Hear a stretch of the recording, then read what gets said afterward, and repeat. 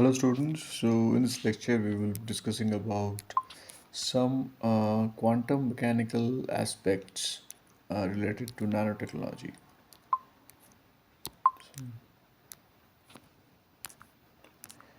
Quantum mechanics related to nanotech.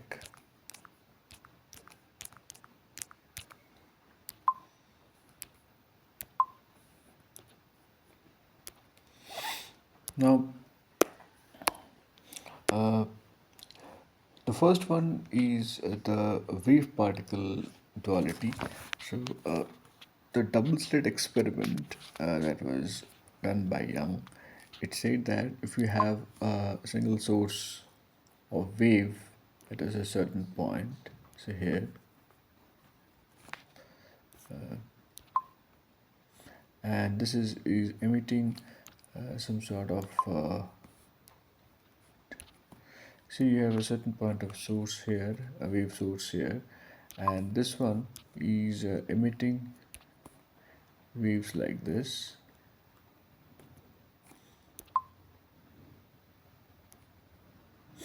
and you have two slits in this fashion.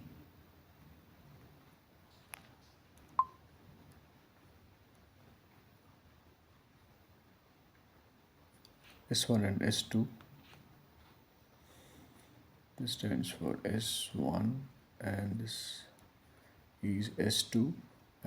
Then the waves will again be propagated from these two slits, and at the place where they are hitting, or they are so in the meantime what they will do, they will undergo constructive and destructive interference.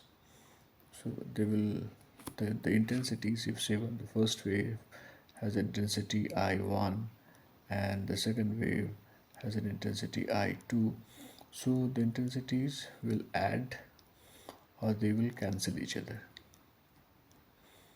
So the adding of intensities is known as the constructive interference, which is known as the constructive interference, whereas the cancelling of the intensities is known as the destructive interference.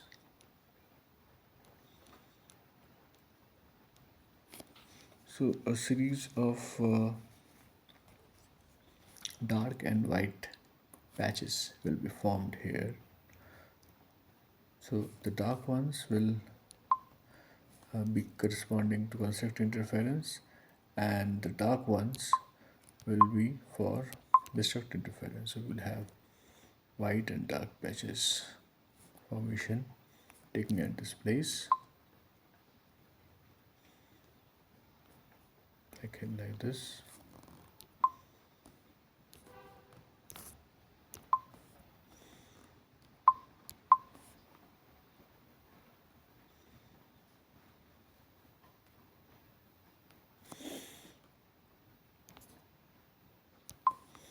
So the white ones are the constructive interference, call it as CI, whereas the dark ones are the destructive interference. Now, if you plot the intensity, if with respect to the distance, then you find that following get the following sort of plot. So the peaks are where the interference and the intensities have added up, so they correspond to the constructive interference. Now there is a certain condition by based upon the path length, and that is the if the integral multiple of wavelength is supposed to be equal to the path length. So if this is your angle theta,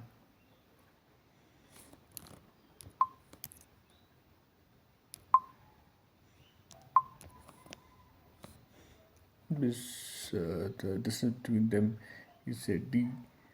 So the distance between the slits, if is d, between d s1 and s2, the distance is d, and the angle is theta, this angle, then the condition is that the integral multiple of wavelength that has been used here, like we can have electron also as one of the waves. So let's say whatever might be the wave, the integral multiple of the wavelength is equal to the path length, that is the d sine theta. This one, this becomes then d sine theta. So this is equal to, this is a condition for constructive interference, and this is actually is applicable in the case of X-ray diffraction. The same thing in the Bragg's law.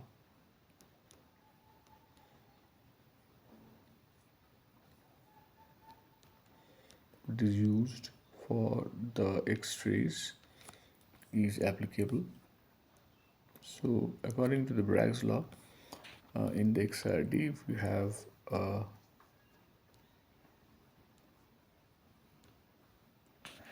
crystallographic plane having atoms,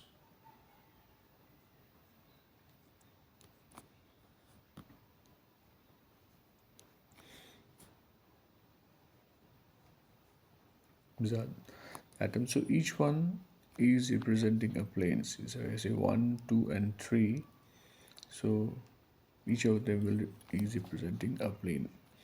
I've only drawn the top surface, so that is why you can see only one electron.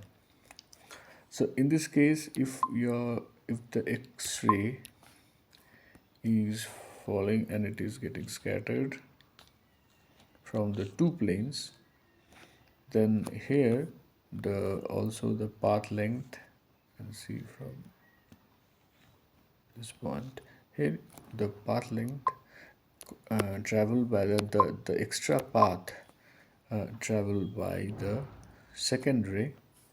So this is ray 1 and this is ray 2, and if this is the normal, this is the normal, and this is the angle theta.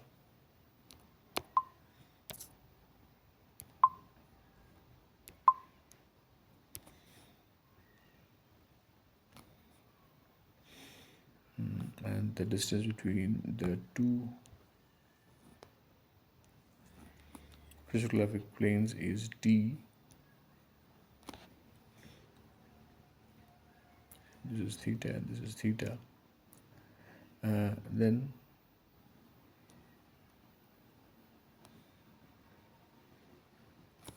the extra path length is for both the cases. This is the extra length that the second ray has traveled. So this is your d sine theta in one side, and again d sine theta in the other side. So totally is 2d sine theta. So this path length should be again equal to integral multiple of wavelength, and this is what we call as the Bragg's law. So we have in an X-ray diffraction the intensity versus the 2 theta. So this 2 theta is actually this twice of these theta I. Now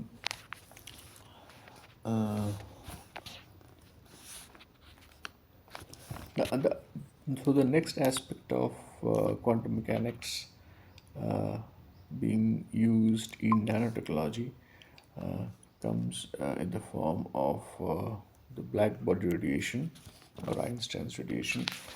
We know that according to Max Planck in 1900, the vibrating atoms emit light. So if there are any two atoms vibrating,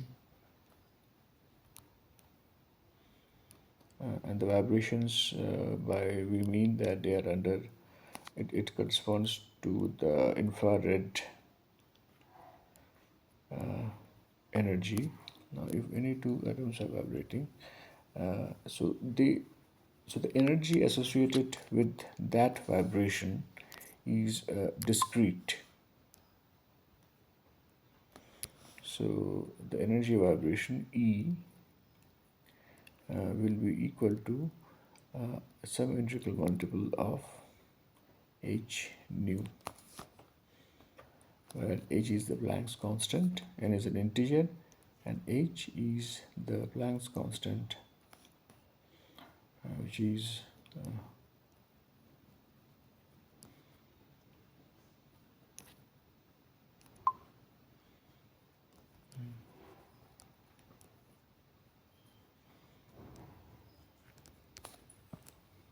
6.6 into 10 to the power minus 34 joules second.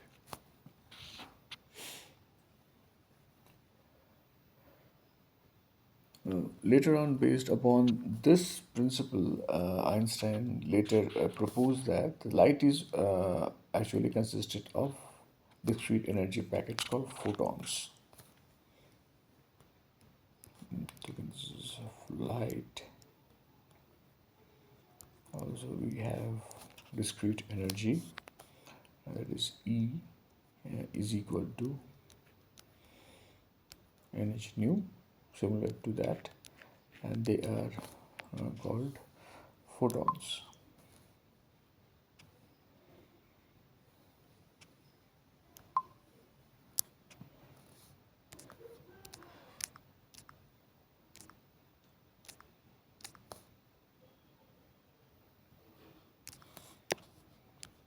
Photons.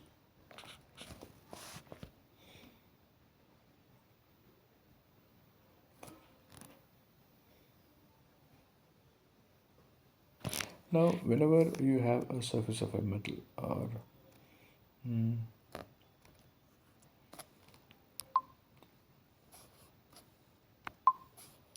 whenever you have a surface of a metal, and and light is falling on it with a certain amount of energy, let's say h mu, this metal as is consisting of free flow of electrons. The metallic bond. So there is a sea of electrons with ionic charges.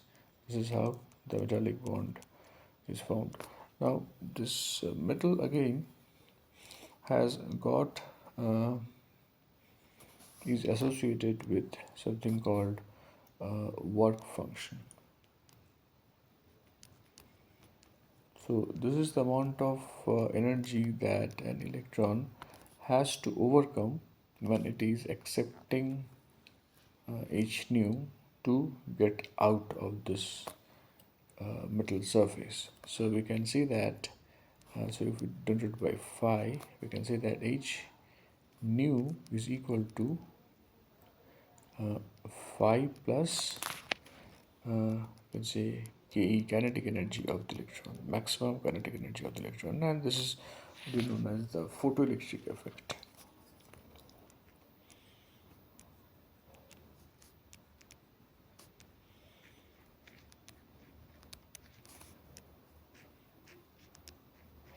The photoelectric effect.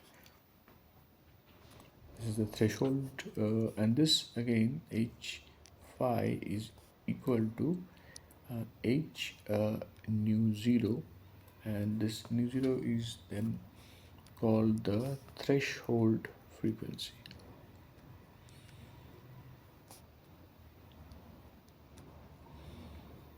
Threshold frequency.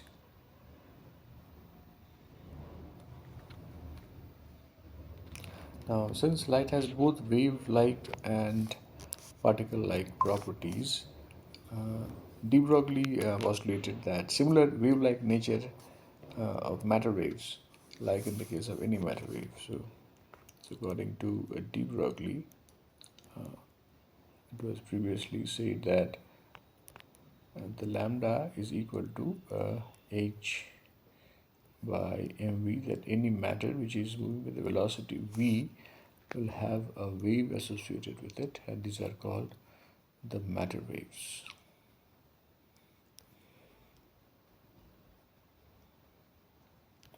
Now, similar to now, this same notion is applicable even for the case of photons.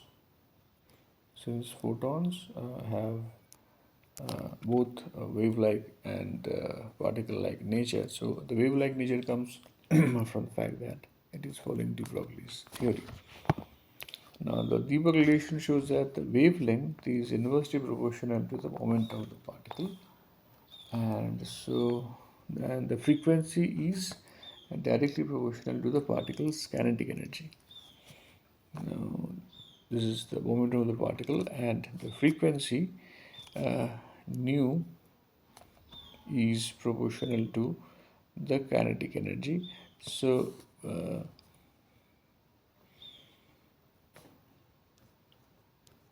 we can write, for the sake of electron, as lambda is equal to h by p, which is again equal to h by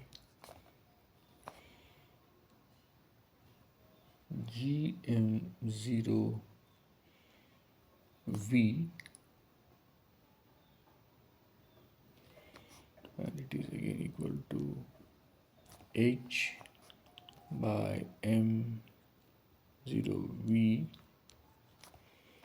where g, if we expand it, is simply equal to 1 minus v square by c square. Now, the electron, this m0 is the rest mass of the electron. But since the electron is not at rest, it is moving, so its mass changes to m0 by root 1 minus v square by c square from the theory of relativity. So putting that value, we are considering this as equal to g. So when we are saying that lambda is equal to h by mv, so in the case of electron, we are writing this m as g into m0 v, where g stands for this quantity. No, it's basically m0g. Okay, so this is actually the Lorentz factor.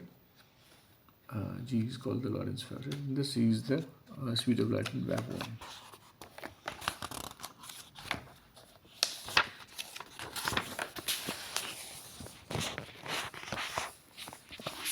Now, the wave particle duality of matter.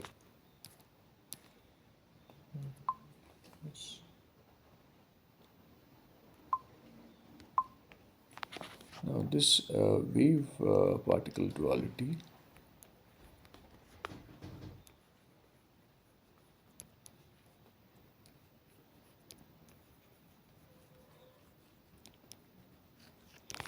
was confirmed by an experiment by Davison and Germer.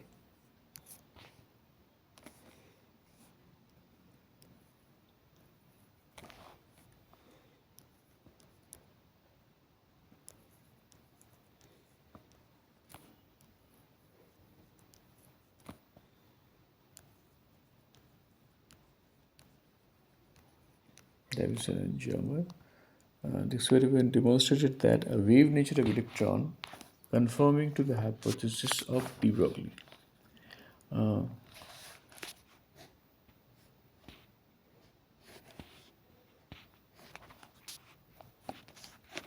So what they did, they took a nickel crystal,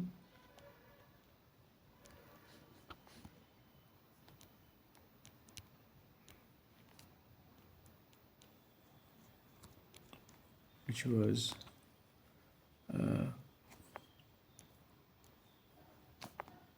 subjected to an electron source.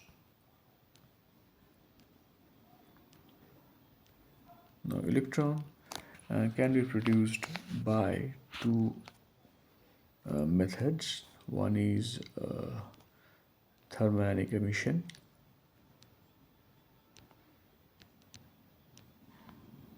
and the second one is field emission. Thermionic emission is by application of temperature, and the field emission is by application of electric field. So we are not going to that right now. Let's say there is a source of electron present. There is a source of electron. Now this electron went falling onto this nickel crystal, and it was directed by an detector. So whatever was coming out, the reflected one was detected by detector, and it was observed that the wavelength, the path difference, that is d sine theta,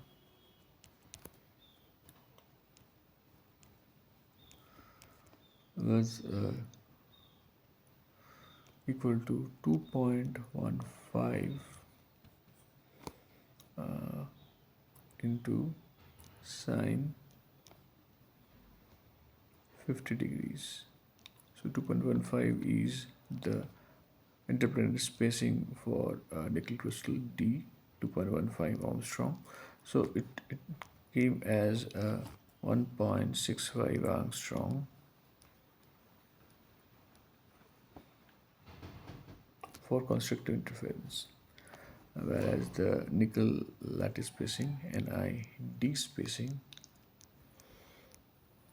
is equal to 2.15 Armstrong. So it came a little shorter.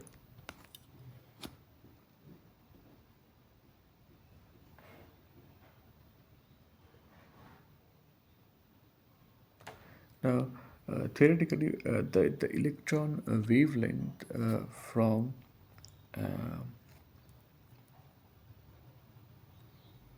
for using a 54. Now, this electron source, again, it depends upon the, the the voltage applied. I mean, how much voltage you are applying to this electron source that determines the velocity of the electron. So let's try to explain it how. Say lambda is equal to, sorry,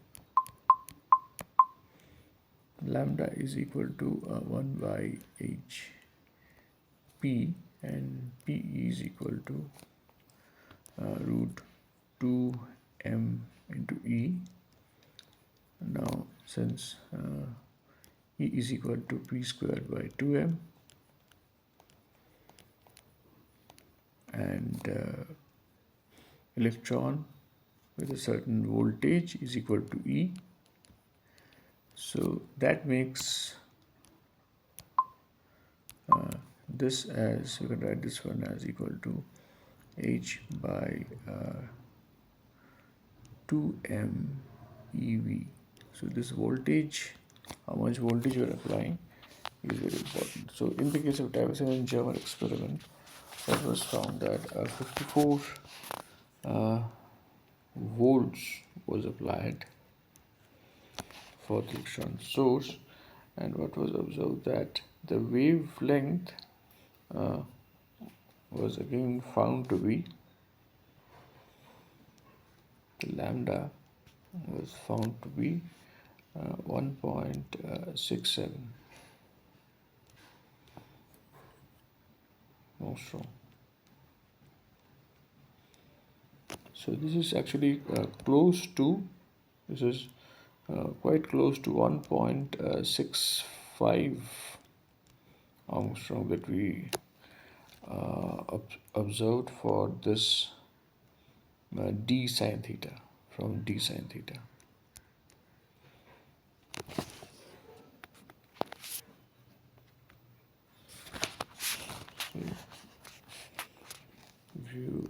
the way it looks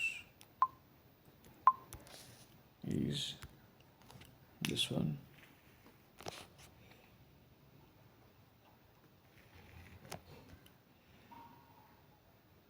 So this is 54 volts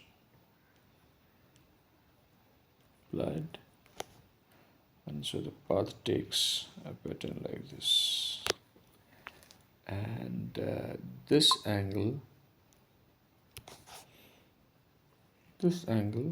is 50 degrees.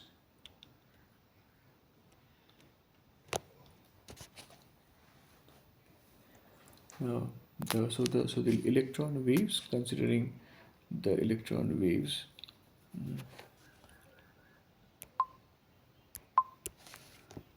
from this point there is a flow of electron wave like this, and from here also there is electron wave flowing like this. The distance between them is d, so this is d.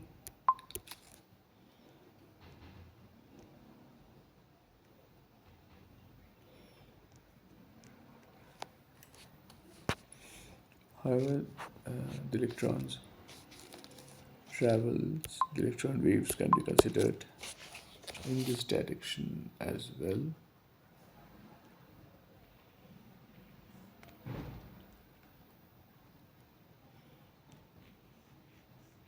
So these are the electron waves, and when they get diffracted by the nickel crystal, these are the diffracted waves.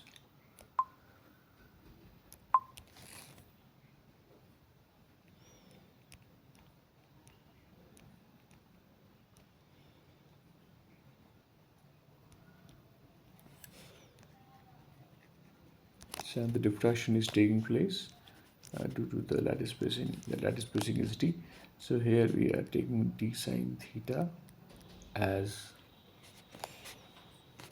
the condition, and this lambda again is 1.67, and since d sine theta should be n of lambda, so we are taking the first layer of electron, so these two values should match. So this is what is happening. So this is the experiment by Davison and Germer.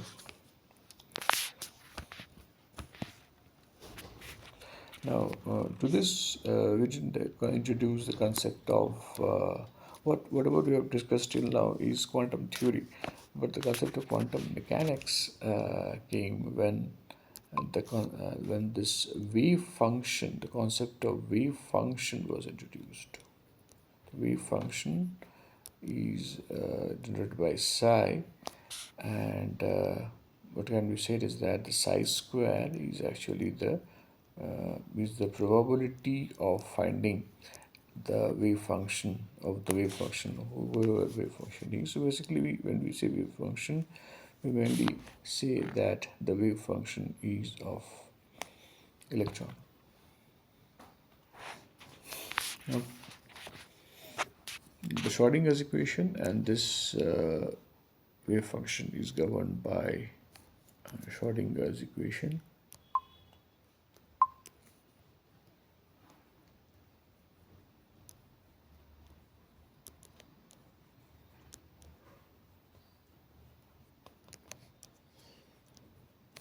And the simplest way of writing a Schrödinger's equation is H Hamiltonian operator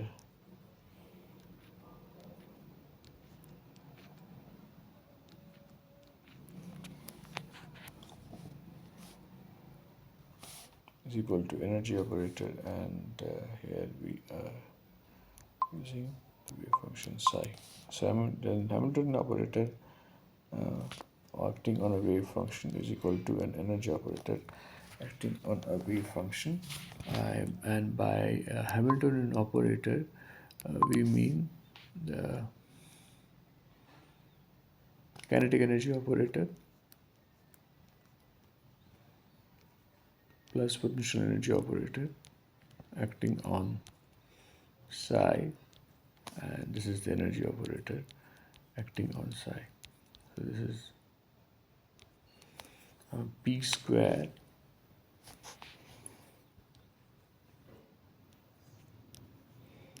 by 2m operator acting on psi plus v psi is equal to e psi.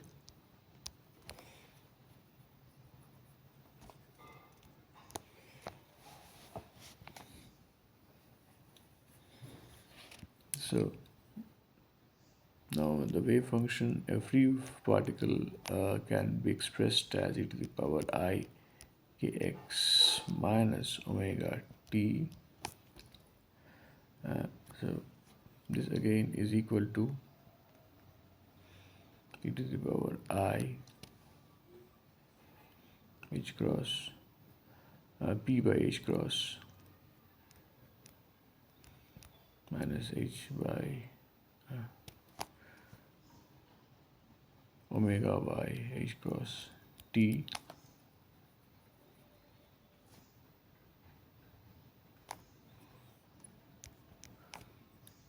So the momentum operator can be derived as h cross square by 2m d square by dx square. And so if we put these values here, so we obtain the Schrodinger equation as minus h cross square by 2m square psi by dx square plus v psi is equal to e psi. So this is time independent Schrodinger's equation, and we express E again as equal to minus h cross del by del t. So if we put this expression here, so then it becomes time dependent Schrodinger's equation. So we associate these wave function with respect to an electron. And next is the concept of the phase velocity. Now,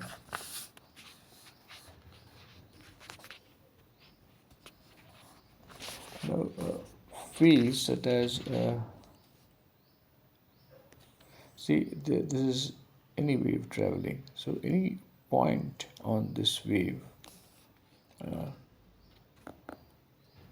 such as it has got a real part of the wave as x is equal to, we can write as x is equal to omega by k into t, the propagation.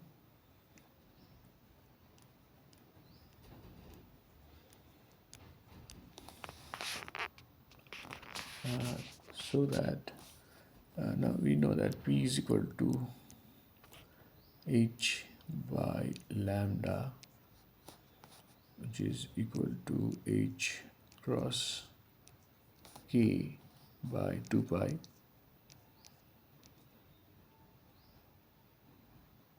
and which is hk by 2 pi, not h cross k by 2 pi.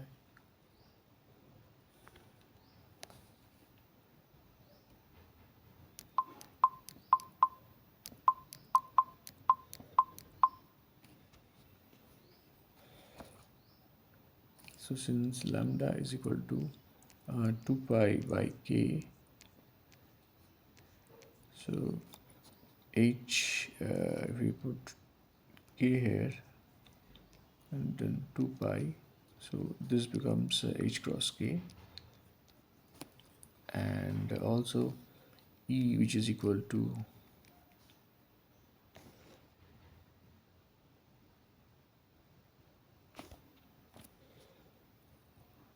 h nu, this becomes h cross omega, because if you write here h nu by 2 pi, so nu is equal to omega by 2 pi. So this again energy becomes h cross omega.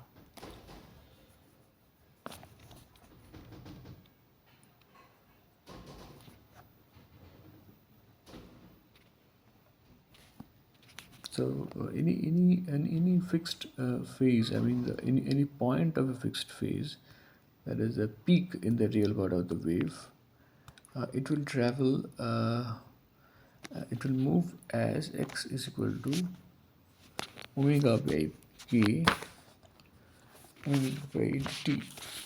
This is the propagation. Now here, this omega by k, this actually is called the phase velocity. This is the phase velocity, Vph.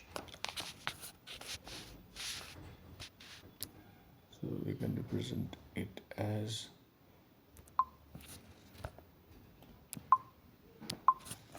here again. This is the traveling of the wave. So any peak point P, it is traveling with a velocity, and that is the phase velocity. You can represent it by Vph, and it is equal to omega by k.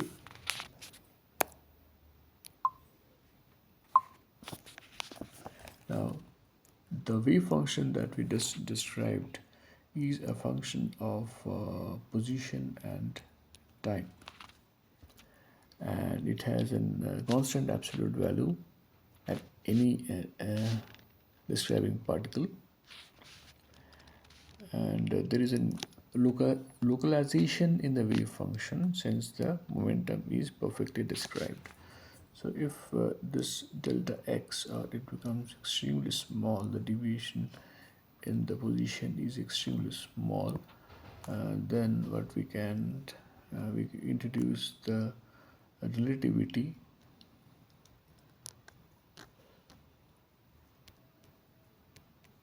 That is, you can say that E is equal to mc squared. The energy is equal to mc squared.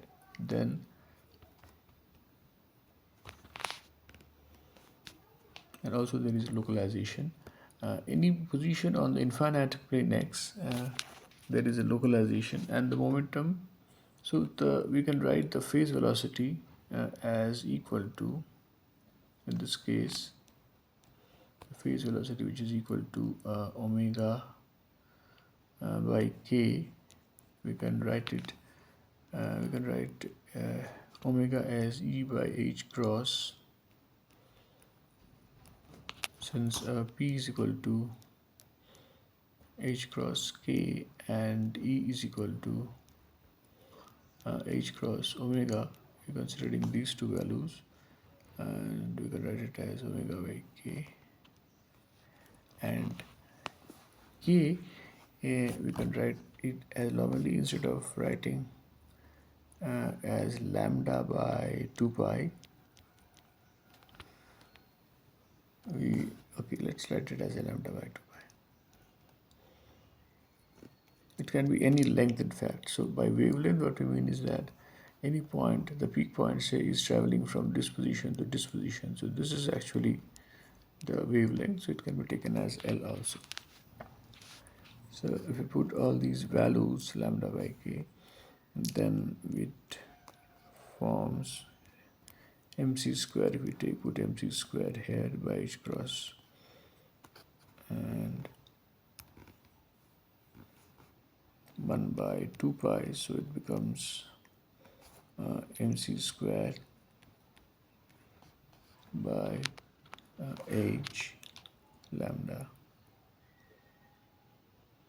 So h by lambda, it again becomes mv, so m cancels out, so we have c squared by v. So vph is equal to c squared by v.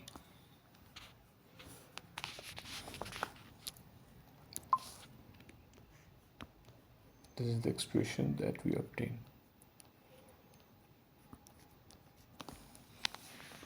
So as the particle velocity normally sees the speed of light, so as the particle velocity is much less than the speed of light. So we can say that the VPH, which is equal to c squared by v.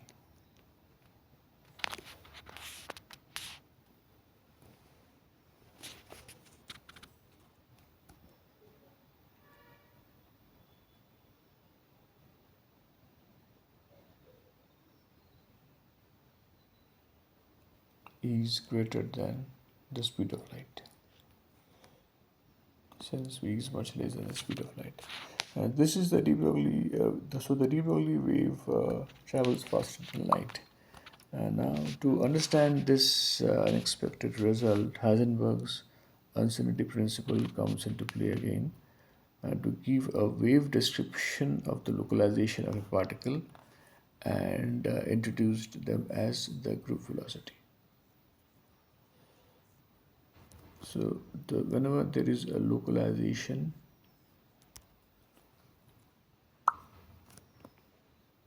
or wave function is taking place, we will introduce them as the group velocity, and the group velocity is again expressed as d omega by dk, the rate of change of omega with respect to k. This is called the group velocity.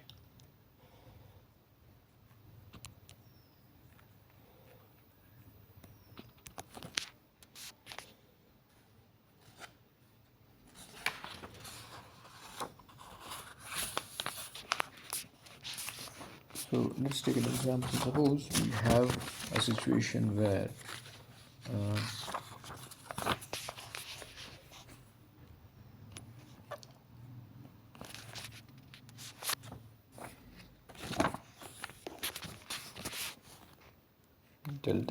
delta x delta p is greater than equal to h by 2. This is h cross by 2. This is normal uncertainty principle. And now in this case again this delta x is going to infinity. Now the localized wave particle can be done by the wave function, which will be a linear combination of waves having distribution k omega. For example, linear combination of there are two waves traveling. One is denoted by psi 1 and another is denoted by psi 2. So in this case we can write that psi xt is equal to psi 1 xt and psi 2 xt.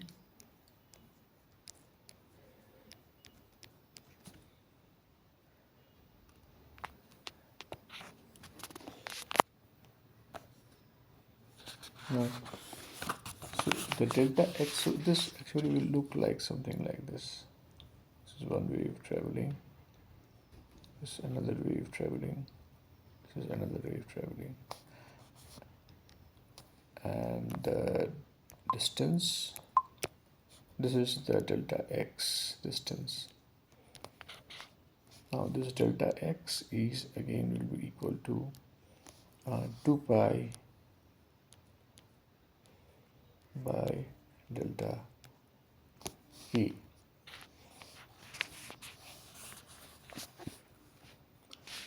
So you can say that delta x into delta k is equal to 2 pi. So this is a form of uncertainty principle, which is basically a wave property. So this is also an uncertainty principle based upon the wave property.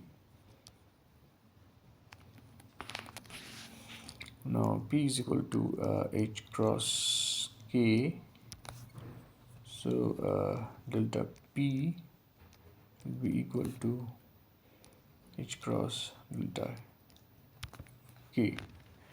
So putting the value into this expression, we get back our original expression of de Broglie theory of Heisenberg's uncertainty principle. So this is Now this distribution that we presented here, where you have psi xt in your y-axis, and this is a propagation. This actually represents something called a Gaussian distribution.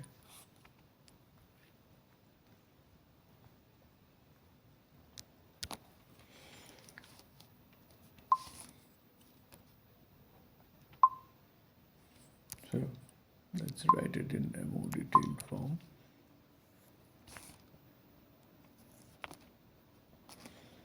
So the waves are traveling in this fashion.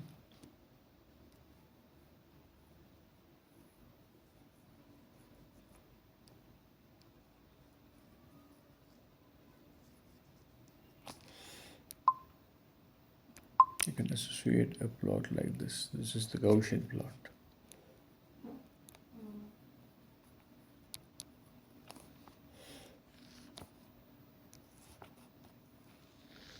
This is the Gaussian plot, or the bell curve.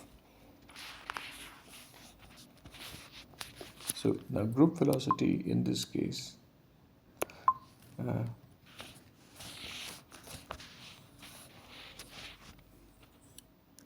Vg of a wave packet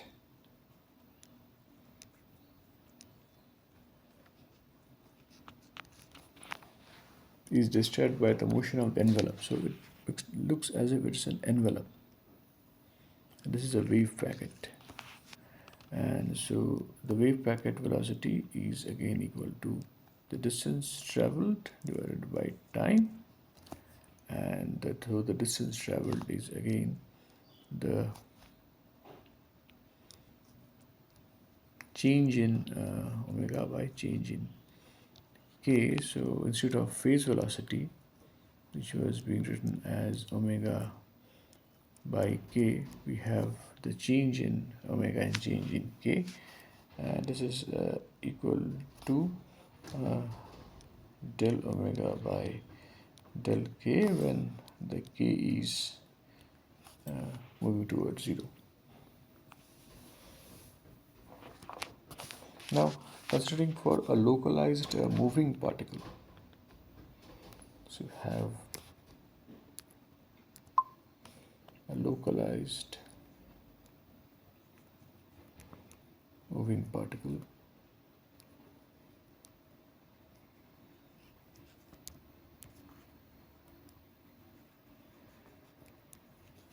having kinetic energy. So we can then write E is equal to h cross omega, and also this is equal to p square by 2m, and since p is equal to h cross k, so we can write E as equal to h cross square k square by 2m. So the omega then becomes equal to h cross k square by 2m. Now Vg, which is d omega by dk, or del omega by del k, then becomes d by dk of h cross k square by 2m, and this is equal to h cross k by m, hk by m, h cross k by m, so p by m, and this is the v. So the group velocity and the de Broglie relation, they reproduce the classical velocity v. So this actually shows that this group velocity has some physical significance for a particle wave, unlike for a particle wave, unlike the phase velocity.